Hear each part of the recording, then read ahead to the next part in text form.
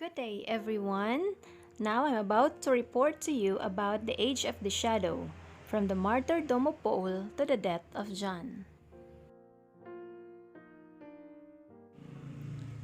Now we will call the last generation of the first century from 68 AD to 100 AD the age of the shadow.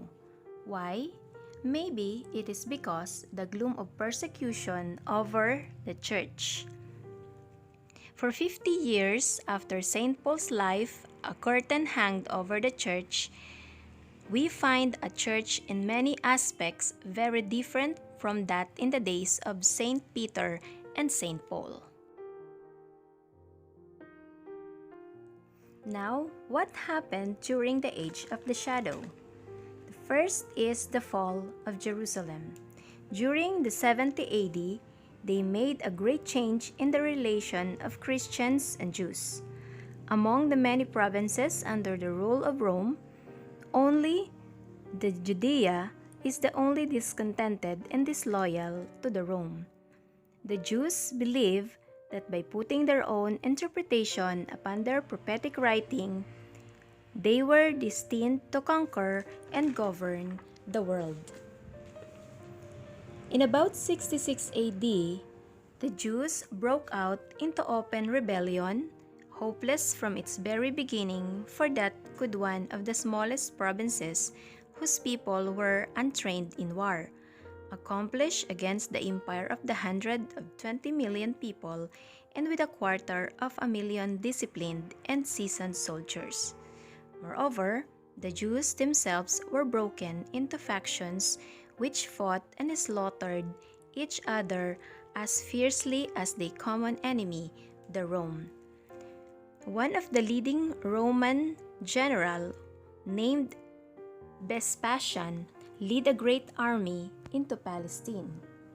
After a terrible siege, were made more terrible by starvation and civil strife within the walls, the city was taken and destroyed. Untold thousands of Jews were put into death and other thousands were enslaved.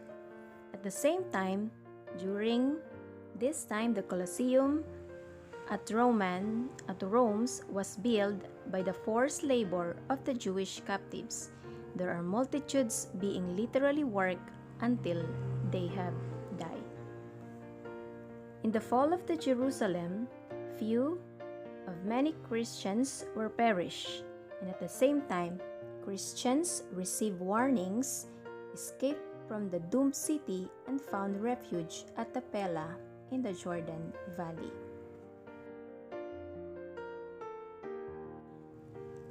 Number 2 is the second persecution of Christians after the fall.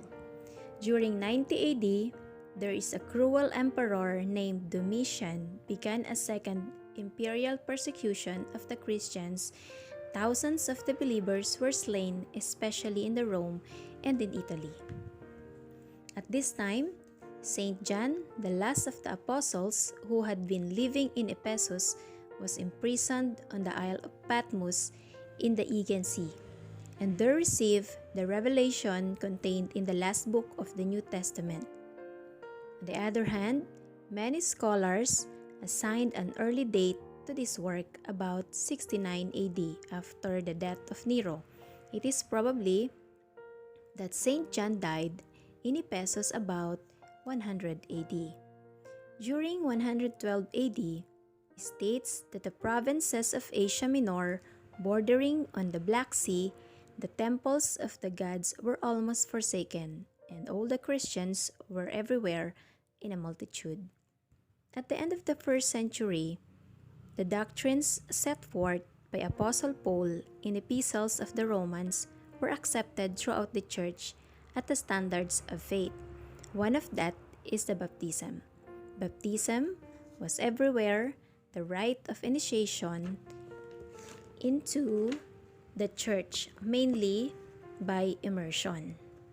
During 120 AD, of baptism by pouring of water upon the head, indicating that it was already a custom.